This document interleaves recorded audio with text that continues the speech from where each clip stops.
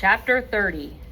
I wasn't even sure it was necessary to move camp, but everyone had already stopped, and then started moving again so many times, we needed to see it through. At least it kept everyone occupied. We'd chosen a spot Pavel had found on his search. There was a break room down Tunnel 1 that still had some canned food and bottled water. There was even a large hallway a short walk away where we could park the diggers. And since it was in Tunnel 1, we could spend some of our spare time looking for the beacon. Maria helped Darcy pick up her new bed. In an odd way, they seemed to be helping each other heal. Darcy wasn't talking to me, which hurt. Maria did catch my eye as she helped tuck Friendly into Darcy's bed, and she gave me a weak smile. Elena, however, seemed way more cheerful as she helped take over the unpacking of all the supplies, barking orders like a drill sergeant. Talking together had helped, I thought. I knew it was helping me. That felt kind of awesome. At some point, Alex slipped away. Fatima said she would take Julio and Nazim and go look for him after we finished work. We unloaded the food and stacked it in the break room, dug out a new set of bathrooms, and set up the infirmary.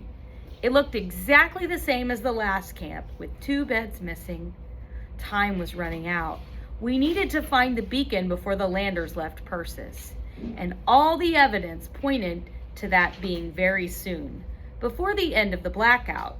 Jimmy's father had been the manager of the colony, and he would have been able to tell the Landers everything they needed about how to load the ore, where it was, and how to secure it and process it.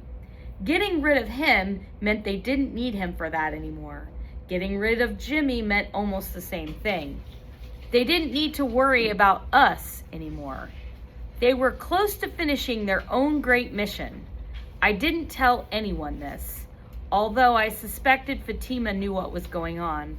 Elena, too, maybe. We had a map to find the beacon, but it would take time. Fire the beacon too early and they'd hear it and destroy it and us. Find it too late and it wouldn't matter. The Landers would already have destroyed the colony, the transmission equipment, and us along with it. The signal might tell Earth there'd been an attack up here, but that wouldn't help us. There was just days left to stop the Landers once and for all, and that meant destroying their ship with as many of them on it as possible. Jimmy had given me the exact location. He said there were a few other buildings left intact, so that meant the Landers most likely slept on the ship. Of course. The ship had missiles and bombs that could wipe out a digger in one shot. We had nothing. But I had a plan for that, and it was going to begin with another lie. Everyone continued to set up camp. I snuck away to the garage. As quietly as I could, I opened the dashboard in my digger, revealing all the wires and computer chips that controlled the engine and the nose cone. I spotted the wire for the disruptor sensor and cut it. Then I spliced the wire and pulled a microphone switch out from my pocket. I grabbed it from Jimmy's wrecked digger. I attached the sensor wire to the switch. I flicked it on and off. There was no real or safe way to test it if this worked, but I just wanted to be sure the flicking didn't loosen the wires. It didn't. I pulled out some surgical tape and taped the switch to the underside of the steering column. Then I began putting the dashboard back in place. There was a cough from behind me. I froze. Someone was in the room. How much had they seen? I hoped it was Darcy or even Pavel. I could lie to them, say that I was just cleaning. Fatima or Elena would know exactly what I was up to. I turned around slowly. Alec was standing behind my digger, staring at the screwdriver in my hand. Christopher, I know you're planning something. I've been watching you. There are people out there looking for you, Alec nodded. I know. I turned back to my work and finished putting the dashboard back in place. There was no use hiding the rest of the job from Alec, but I didn't want anyone else seeing my dashboard taken apart and asking questions. I looked around the garage as I wiped my hands on my coveralls. Something's wrong. Alec, where's Maria's digger? Alec shuffled his feet and hung his head. I said before that I wanted to fight. I want to know how to drive one. Where is the digger? Alec crossed back over his shoulder. I crashed it in tunnel 3. It stalled out, and then I went into the wall too fast and smashed the front. I ran my fingers through my hair. We were starting to get dangerously low on diggers.